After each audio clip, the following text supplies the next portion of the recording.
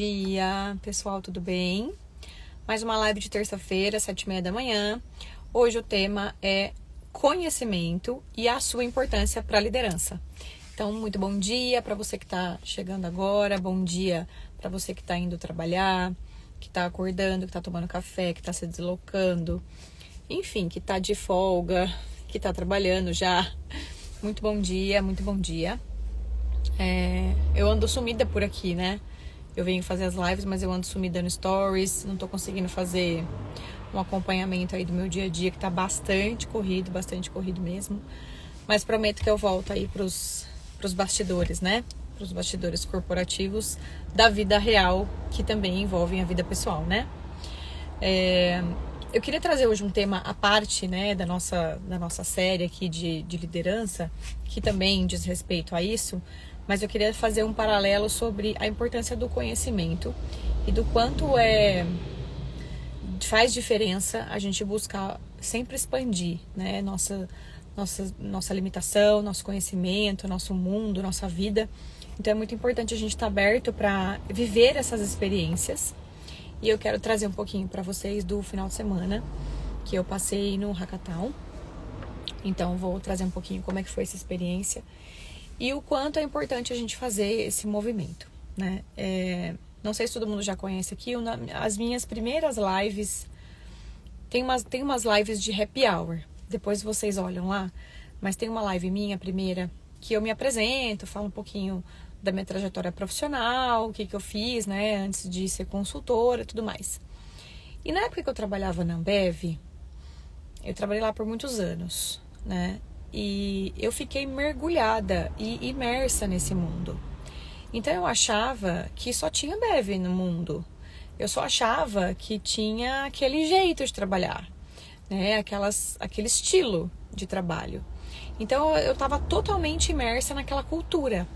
Eu não conhecia nada que não fosse ambeviano, né?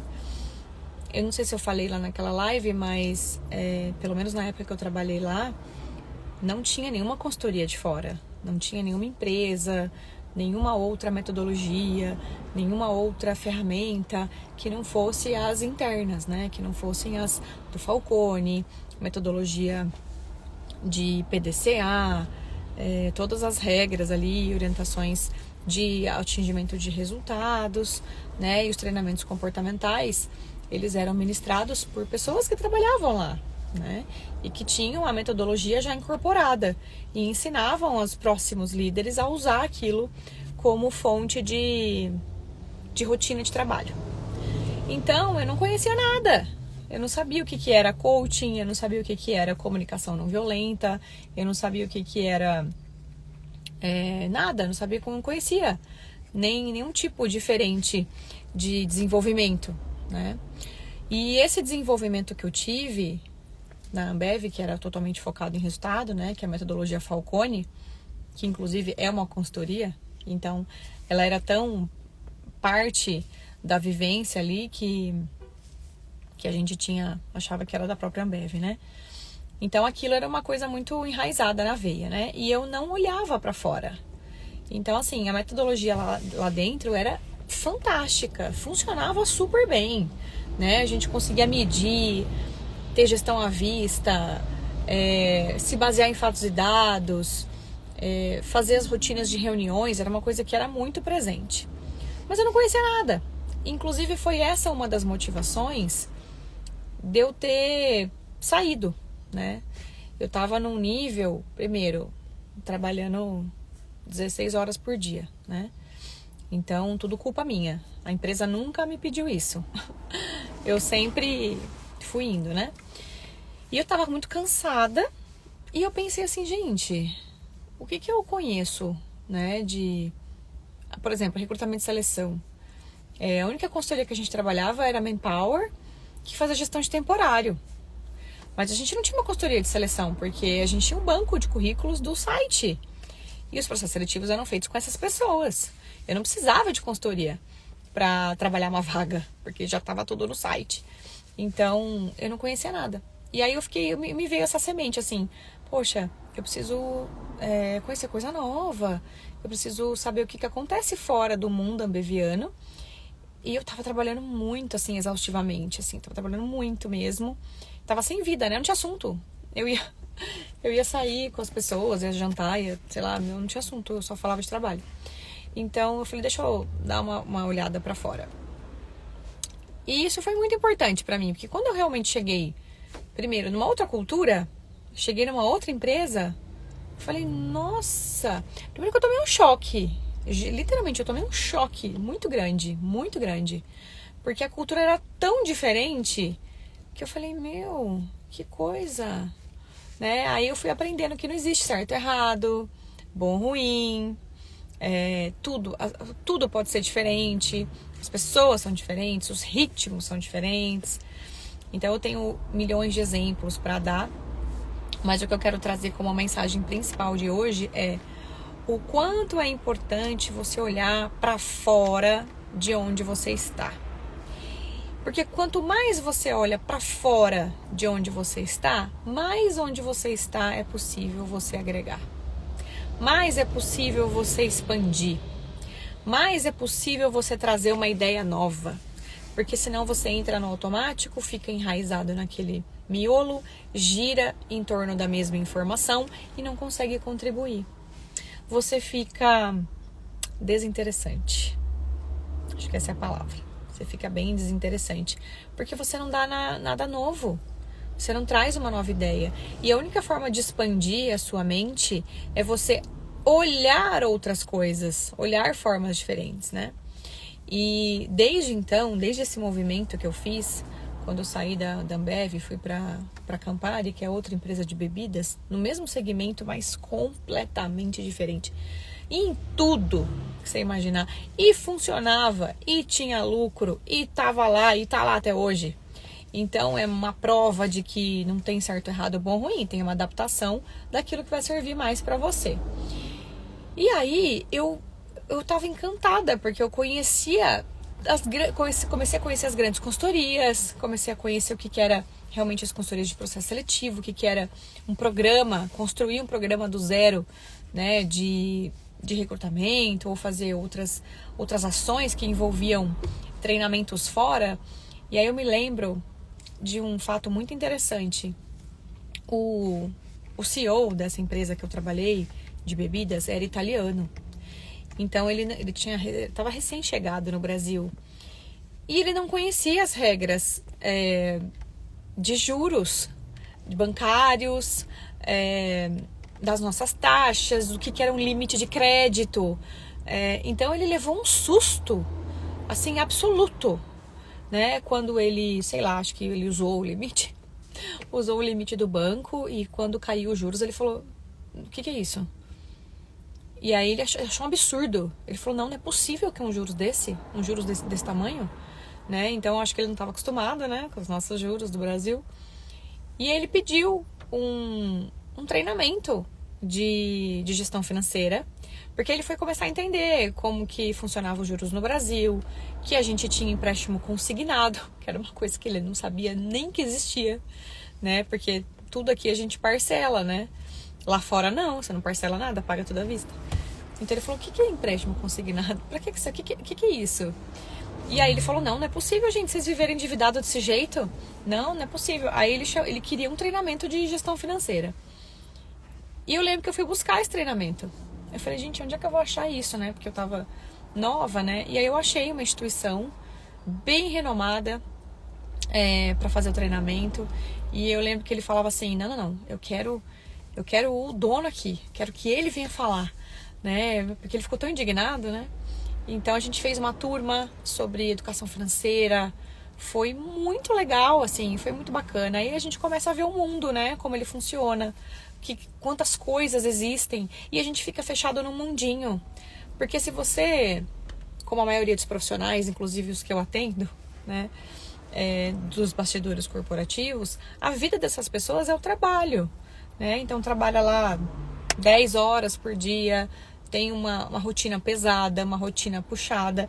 Quando a gente fala de liderança, a gente tem cargo de confiança, a gente tem alta responsabilidade, a gente tem que tomar grandes decisões, a gente tem uma carga muito maior de responsabilidade. Então a gente vive aquilo, a gente mergulha naquilo, a gente faz tudo aquilo com muita dedicação. E isso consome nosso tempo, nossa alegria, nossa parte de lazer, nossa parte de família, muitas vezes. Então, precisa ter o equilíbrio e ainda assim precisa expandir. Aí você fala, meu Deus, né? Como é que faz para dar conta de tudo isso? Pois é. Então, é uma coisa que vocês nunca podem perder. Nunca, em nenhum momento. Não podem perder isso. Porque é um brilho que isso traz para tua vida, né? A primeira iniciativa também que eu percebi com relação a isso foi a pós-graduação. Porque eu tinha feito graduação de economia, fiz economia, nada a ver, assim, nada a ver não, né? Fiz economia, hoje não é a relação com que eu trabalho, mas quando eu comecei a perceber que a minha carreira estava indo para a área de gestão de pessoas, eu falei, eu preciso me especializar e fui para uma pós-graduação. Quanta coisa interessante que eu fui vendo nas matérias, quantas coisas novas, eu fui falando, nossa, que interessante, que bacana, você vai abrindo a cabeça.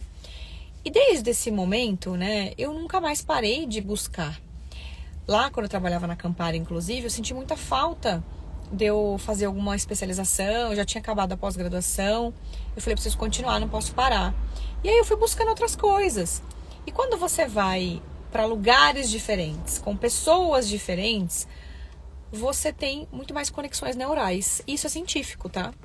Por que quando você vai viajar, você volta excitado, você volta renovado? Porque você fez novas conexões neurais.